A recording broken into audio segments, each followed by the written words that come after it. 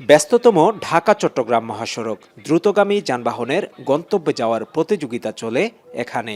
চালকের অসতর্কতা মুহূর্তেই বড় দুর্ঘটনার কারণ এই মহাসড়কে। রোদ বৃষ্টি সহ নানা জটিলতা সয়ে কৃষকের উৎপাদিত এই সবজি এবার যাবে ভোক্তার হাতে। গেল 14 ফেব্রুয়ারি শুক্রবার ভোর 6টা। ভোরের আলো কেবল ফুটছিল তখন।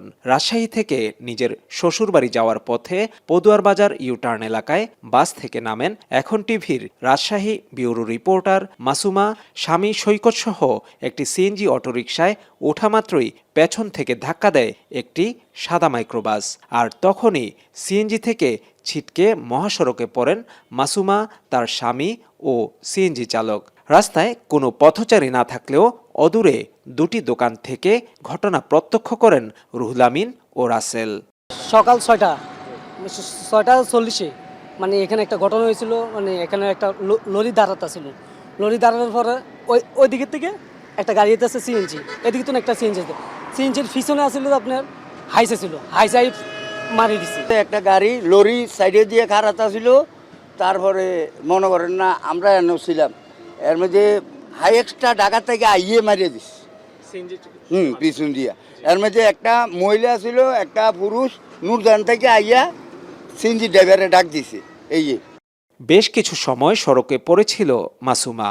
এ সময় ঘাতক মাইক্রোবাসটি দ্রুত ঘটনাস্থল থেকে পালিয়ে যায়। অভিযোগ রয়েছে দূরপাল্লার পরিবহনগুলো পদুয়ার বাজার থেকে বেশ দূরে যাত্রীদের নামিয়ে দেয়। প্রায়ই দুর্ঘটনা ও ছিনতাইয়ের শিকার হন যাত্রীরা।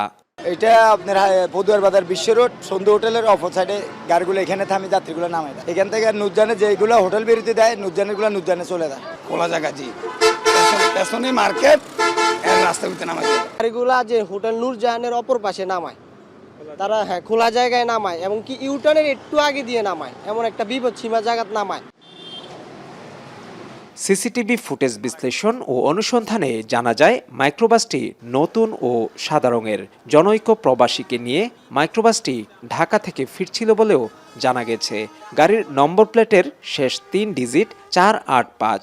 এদিকে ঘাতক মাইক্রোবাস ও চালককে ধরতে তৎপরতার কথা জানিয়েছে হাইওয়ে পুলিশ। অধিক গুরুত্ব দিয়ে এই বিষয়টা দেখব। পাশাপাশি আমাদের অন্যান্য পুলিশের যে ইউনিট আছে, জেলা পুলিশ, তারা হেল্প করবে। আমাদের ঢাকা চট্টগ্রাম মহাসড়ক, এখানে সিসিটিভি ক্যামেরা আছে। ফলে কি ঘটনা ঘটছে, কোত্থেকে, এর পিছনে অন্য কোনো দুরভিসন্ধি আছে কিনা, সকল বিষয়ে আমরা তদন্তের মাধ্যমে নিয়ে আসতে পারবো। সড়কে চালকের অসতর্কতা ও অদক্ষতায় যে তাজা প্রাণ ঝরে যায় তার দগদগে স্মৃতি বাকি জীবন বয়ে বেড়াতে হয় স্বজনদের। প্রতিদিন মাসুমার মতোই অনেক প্রাণ ঝরছে মহাসড়কে, তবুও ফিরছে না শৃঙ্খলা। ঘাতক চালককে দ্রুতই আইনের আওতায় আনা হবে এমন প্রত্যাশাই সবার। খালেদ সাইফুল্লাহ, এখন কুমিল্লা।